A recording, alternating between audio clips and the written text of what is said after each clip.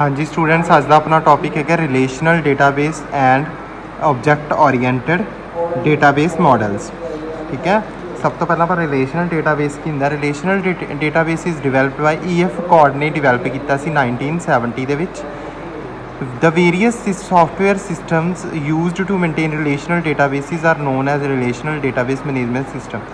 ਜਿਹੜੇ ਕਹਿੰਦੇ software systems relational database ਨੂੰ ਲੈ ਕੇ ਚੱਲਦੇ ਨੇ, ਉਹਨਾਂ ਸਿਸਟਮਸ ਨੂੰ ਕੀ ਕਿਹਾ ਜਾਂਦਾ? Relational database management system. ਇਸ ਮਾਡਲ ਦੇ ਵਿੱਚ ਕਹਿੰਦਾ ਡੇਟਾ ਆਰਗੇਨਾਈਜ਼ ਹੁੰਦਾ ਰੋਜ਼ ਤੇ ਕਾਲਮ ਦੀ ਫਾਰਮ ਦੇ ਵਿੱਚ। 2 ਡਾਇਮੈਂਸ਼ਨਲ ਟੇਬਲਸ ਯੂਜ਼ ਹੁੰਦੇ ਨੇ ਐਂਡ ਦਾ relationship is maintained by storing a common field. Relationship ਇੱਕ ਕਾਮਨ ਫੀਲਡ ਦੇ ਵਿੱਚ ਸਟੋਰ ਹੈ ਜਿਹੜੀ ਕੀਤੀ ਜਾਂਦੀ ਹੈ। ਇਹਦੇ ਵਿੱਚ 3 ਮੇਜਰ ਕੰਪੋਨੈਂਟਸ ਨੇ। In relational model 3 key terms are heavily used such as relations, attributes ਤੇ ਡੋਮੇਨ। 3 ਚੀਜ਼ਾਂ ਯੂਜ਼ ਹੁੰਦੀਆਂ ਨੇ, relations, attributes and domains. Relation nothing but it is a table with rows and columns. Relation ਕੁਛ ਨਹੀਂ ਹੁੰਦਾ, ਇਹ ਸਿਰਫ ਰੋਜ਼ ਤੇ ਕਾਲਮਸ ਦਾ ਜਿਹੜਾ ਟੇਬਲ ਬਣਿਆ ਹੁੰਦਾ ਉਹਨੂੰ ਆਪਾਂ ਰਿਲੇਸ਼ਨ ਕਹਿ ਦਿੰਦੇ ਹਾਂ ਵੀ ਰੋਜ਼ ਤੇ ਕਾਲਮਸ ਦੀ ਰਿਲੇਸ਼ਨਸ਼ਿਪ ਬਣੀ ਹੋਈ ਹੈ ਇਹਦੇ 'ਚ। ਜਿਹੜਾ ਨੇਮਡ ਕਾਲਮ ਹੁੰਦੇ ਨੇ ਉਹਨਾਂ ਨੂੰ ਕੀ ਕਿਹਾ ਜਾਂਦਾ? ਐਟਰੀਬਿਊਟਸ। ਤੇ ਜਿਹੜੀ ਡੋਮੇਨ ਵੀ ਕੁਛ ਨਹੀਂ ਹੁੰਦੀ, ਇਹ ਜਿਹੜੀਆਂ ਵੈਲਿਊਜ਼ ਹੁੰਦੀਆਂ ਨੇ, ਸੈੱਟ ਆਫ ਵੈਲਿਊਜ਼ ਹੁੰਦੀਆਂ ਨੇ ਐਟਰੀਬਿਊਟਸ ਦੀਆਂ, ਉਹਨਾਂ ਨੂੰ ਆਪਾਂ ਕਹਿ ਦਿੰਦੇ ਹਾਂ ਆਪਾਂ ਡੋਮੇਨ। ठीक है, जिमें नीचे की है स्टूडेंट की टेबल का नेम, कॉलम बने हुए ने, कॉलम का नेम है फ़ोन। ठीक है, तो जड़ियाँ नीचे वो नीचे बने हुए ने की ने टपल्स हो गए, रो कह सकते हैं, आप रिलेशनशिप कह सकते हैं भी पार्कर की रिलेशन की शिप का फ़ोन नंबर नाल। ठीक है, तो जोड़े नेम्स हो गए अलैक्स, आर्यन, पार्कर, जॉन, एक ही हो गए एट्रीब्यूट्स हो गए। ठीक है ना। रिलेशनल डेटा मॉडल के किहड़ी टर्मिनोलॉजी यूज़ होंदी? सब तो पहला टपल। टपल की होंदा? टपल कहते हैं हर एक रो नूं जिहड़ी टेबल दे विच पाई जाती है। कार्डनैलिटी ऑफ अ रिलेशन, ये की होंदे जिहड़े नंबर ऑफ टपल्स होंदे ने रिलेशनशिप दे विच, उन्हां नूं की कहा जांदा? कार्डनैलिटी। ठीक है, जे अपने कोले देखो चार स्टूडेंट्स का डेटा है, उन्होंने आप कहांगे इहदी कार्डनैलिटी कितनी है? 4। डिग्री ऑफ अ रिलेशन की होंदी है? जिन्ने कॉलम्स ने पाए जाते हैं उन्होंने कॉलम्स नूं की कहा जाता है? एट्रीब्यूट्स। तो जिन्ने कॉलम पाए जाते हैं वो की होंदी है? Degree of a table. ठीक है, की ऑफ अ रिलेशन किहड़ियां कीज़ होंदियां ने? प्राइमरी की होंदी है और एक फॉरन की होंदी है। प्राइमरी की होंदी है जिहड़ी यूनीकली आइडेंटिफाई द टेबल। ठीक है, ये कोई ना कोई वैल्यू होंदी है, मतलब कि जिहड़ी मेन वैल्यू होंदी है, मेन एट्रीब्यूट होंदा, मेन एंटिटी होंदी है, उन्होंने की कहते हैं? प्राइमरी की। फॉरन की होंदी है जिहड़ी मतलब कि यह रैफर करती है प्राइमरी की नूं किसी होर टेबल के उपर। ठीक है, यह मतलब कि जिहड़ी प्राइमरी की दे अगे एट्रीब्यूट्स होंदे ने उन्होंने की कहा जाता? फॉरन कीज़। ठीक है, एग्जाम्पल्स ने रिलेशनल डेटाबेस के ओरेकल ओरेकल डेटाबेस रैफर होंदा ओरेकल RDBMS नूं। ठीक है, MySQL भी हैगा, open source relational database management system है। ठीक है, माइक्रोसॉफ्ट SQL सर्वर आ गया, ये भी RDBMS नूं परफॉर्म करता है। पोस्ट GRE SQL है, ये भी मतलब कि रिलेशनल डेटाबेस यूज़ होंदा, और DB2 दे विच भी RDBMS जिहड़ा यूज़ होंदा। ठीक है, जिमें देखो एग्जाम्पल दी हुई है जिस customer ID, customer name, customer street और सिटी, 4 चीज़ा ने। कस्टमर का टेबल है। ठीक है, ये नीचे अकाउंट का टेबल है और वो नीचे डिपॉजिटर टेबल है। ठीक है, ये टेबल है, ये की है? रिलेशनल डेटाबेस मॉडल है जिहड़ा मतलब कि डिफरेंट चीज़ों शो जिहड़ा कर रहा है, किसी भी कस्टमर की डिटेल में शो कर रहा है। हुण इहदी एडवांटेजिस की ने? यह मोस्ट पॉपूलर डेटाबेस मॉडल है सब तो पहला। तो उस तो बाद ये डेटाबेस स्ट्रक्चर में जो आप चेंज करना है तो वो डेटे से कोई इफैक्ट नहीं पैंदा। ठीक है, जो आप मतलब कि रोज़ के कॉलम्स नूं समझना ईजी होंदा, ये सपोर्ट करता है जो रिलेशन डेटाबेस सपोर्ट करता है डेटा इंडिपेंडेंस नूं ते स्ट्रक्चर इंडिपेंडेंस नूं। ये मतलब कि किसी होर चीज़ नूं इफैक्ट नहीं होंदा। ठीक है, ये आप डेटे नूं मॉडिफाई कर सकते अपने डेटाबेस तो, किसी भी कंपलैक्स क्वेरी नूं आसानी नाल समझ सकते हैं।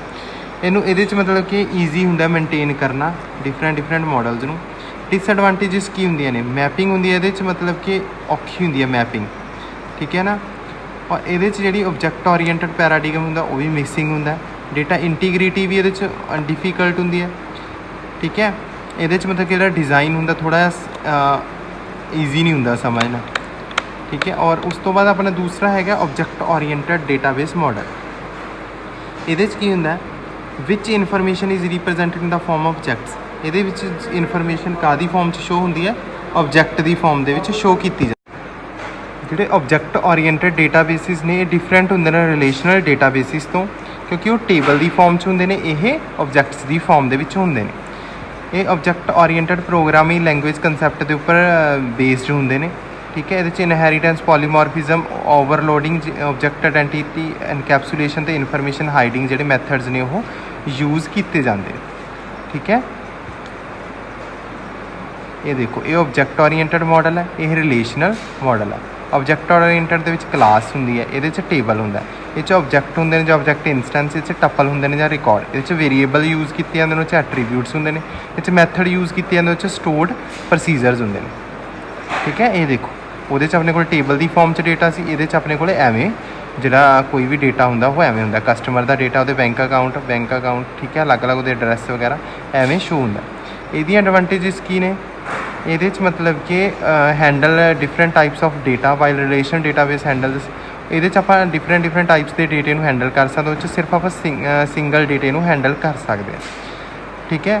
ਇਹ ਆਪਾਂ ਨੂੰ ਕੋਡ ਰੀਯੂਜ਼ੇਬਿਲਿਟੀ ਵੀ ਪ੍ਰੋਵਾਈਡ ਕਰਾਉਂਦਾ ਹੈ। ਇਹਦੇ 'ਚ ਰਿਲਾਇਬਿਲਿਟੀ ਅਤੇ ਫਲੈਕਸੀਬਿਲਿਟੀ ਜ਼ਿਆਦਾ ਹੁੰਦੀ ਹੈ, 'ਚ ਲੋ ਮੇਨਟੇਨੈਂਸ ਕੋਸਟ ਹੁੰਦੀ ਹੈ ਹੋਰ ਮਾਡਲਸ ਦੇ ਮੁਕਾਬਲੇ, ਠੀਕ ਹੈ। ਡਿਸਐਡਵਾਂਟੇਜਸ ਕੀ ਨੇ ਇਹਦੇ 'ਚ? ਮਤਲਬ ਕਿ ਇਹਦੇ 'ਚ ਥਰੈਟੀਕਲ ਫਾਊਂਡੇਸ਼ਨ ਦੇ ਵਿੱਚ ਮਤਲਬ ਕਿ ਕੋਈ ਨਾ ਕੋਈ ਮਿਸਟੇਕ ਹੁੰਦੀ ਰਹਿੰਦੀ ਹੈ, ਠੀਕ ਹੈ।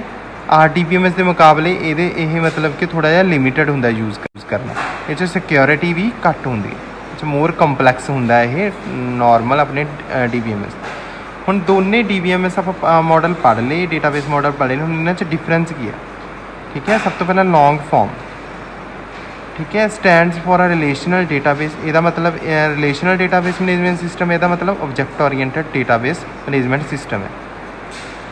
ਇਹ ਡੇਟੇ ਨੂੰ ਸਟੋਰ ਕਰਦਾ ਐਂਟੀਟੀਜ਼ ਦੀ ਫਾਰਮ ਦੇ ਵਿੱਚ ਜਾਂ ਆਪਾਂ ਟੇਬਲ ਦੀ ਫਾਰਮ ਦੇ ਵਿੱਚ, ਇਹ ਡੇਟੇ ਨੂੰ ਸਟੋਰ ਕਰਦਾ ਆਬਜੈਕਟਸ ਦੇ ਰੂਪ 'ਚ। ਇਹ ਹੈਂਡਲ ਕਰਦਾ ਇਹ ਸਿੰਪਲਰ ਡੇਟੇ ਨੂੰ ਹੈਂਡਲ ਕਰਦਾ, ਇਹ ਲਾਰਜਰ ਅਤੇ ਕੰਪਲੈਕਸ ਡੇਟੇ ਨੂੰ ਹੈਂਡਲ ਕਰਦਾ। ਇਹ ਜਿਹੜੀ ਐਂਟੀਟੀ ਟਾਈਪ ਹੈ ਉਹ ਰੈਫਰ ਕਰਦੀ ਹੈ ਕਲੈਕਸ਼ਨ ਆਫ ਐਂਟੀਟੀ ਨੂੰ ਜਾਂ ਸ਼ੇਅਰ ਕਾਮਨ ਡੈਫੀਨੇਸ਼ਨ ਨੂੰ। ਇਹਦੇ 'ਚ ਕਲਾਸ ਡਿਸਕ੍ਰਾਈਬ ਕਰਦੇ ਗਰੁੱਪ ਆਫ ਆਬਜੈਕਟਸ ਨੂੰ ਜਾਂ ਉਹਨਾਂ ਦੇ ਬਿਹੇਵੀਅਰਸ ਨੂੰ, ਠੀਕ ਹੈ। RDBMS ਸਟੋਰ ਕਰਦੀ ਓਨਲੀ ਡੇਟੇ ਨੂੰ, ਇਹ ਆਪਣੇ ਕੋਲੇ ਡੇਟੇ ਦੇ ਨਾਲ ਮੈਥਡਸ ਨੂੰ ਵੀ ਸਟੋਰ ਕਰਦਾ। ਡੇਟਾ ਇੰਡੀਪੈਂਡੈਂਸ ਫਾਰਮ ਕਰਦਾ ਐਪਲੀਕੇਸ਼ਨ ਪ੍ਰੋਗਰਾਮ ਨੂੰ, ਔਰ ਇਹ ਕਰਦਾ ਡੇਟਾ ਐਨਕੈਪਸੂਲੇਸ਼ਨ। ਜਿਹੜੀ ਕੀ ਇਹਦੇ 'ਚ ਪ੍ਰਾਇਮਰੀ ਕੀ ਹੈ ਜਿਹੜੀ ਉਹ ਆਇਡੈਂਟੀਫਾਈ ਕਰਦੇ ਆਬਜੈਕਟ ਨੂੰ ਇਹਨਾਂ ਟੇਬਲ ਦੇ ਵਿੱਚ। ਇਹ 'ਚ ਆਬਜੈਕਟ ਆਇਡੈਂਟੀਫਾਇਰ ਹੁੰਦਾ ਜਿਹੜਾ ਉਹ ਯੂਜ਼ ਹੁੰਦਾ, ਜਿਹੜਾ ਮਤਲਬ ਕਿ ਆਪਣੇ ਕੋਲੇ ਲੌਂਗ ਟਰਮ ਨੇਮ ਹੁੰਦਾ ਜਾਂ ਕੋਈ ਵੀ ਆਬਜੈਕਟ ਜਾਂ ਐਂਟੀਟੀ ਦਾ ਨੇਮ ਹੁੰਦਾ, ਉਹਨੂੰ ਸ਼ੋਅ ਕਰਨ ਲਈ ਆਬਜੈਕਟ ਆਇਡੈਂਟੀਫਾਇਰ ਯੂਜ਼ ਹੁੰਦਾ। ਸੋ ਬੇਟਾ ਇਹ ਸੀ ਅੱਜ ਦਾ ਆਪਣਾ ਟੌਪਿਕ, ਜਿਹਦੇ ਵਿੱਚ ਆਪਾਂ ਉਹਦੇ ਮਾਡਲਸ ਬਾਰੇ ਪੜ੍ਹਿਆ, ਰਿਲੇਸ਼ਨਲ ਡੇਟਾਬੇਸ ਮਾਡਲ ਔਰ ਆਬਜੈਕਟ ਓਰੀਐਂਟਡ ਮਾਡਲ ਬਾਰੇ, ਠੀਕ ਹੈ। Okay, thank you everyone.